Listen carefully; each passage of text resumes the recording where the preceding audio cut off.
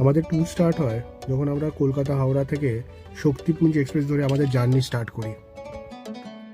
Interesting fact হলো এই 21 ঘন্টার জার্নির মধ্যে আমাদের ট্রেনটি পাস করবে একটা কোর টাইগার রিজার্ভ দিয়ে, যেটা আমাদের মেন ডেস্টিনেশন।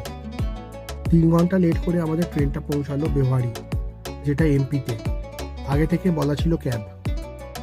আমাদের final destination Sanjay tiger reserve, আর আমরা রিসোর্ট বুক করেছিলাম টাইগার সাফারি ক্যাম্প, যেটা রেলওয়ে স্টেশন থেকে মাত্র 25 কিলোমিটার দূরে।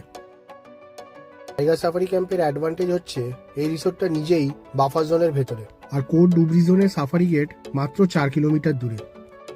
আমরা বুক করেছিলাম ডিলাক্স রুম, যেটা যথেষ্টই পরিষ্কার পরিচ্ছন্ন আর যথেষ্ট স্পেশাস।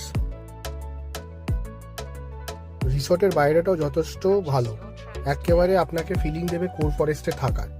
ডিটেলসে জানার জন্য সঙ্গে থাকুন।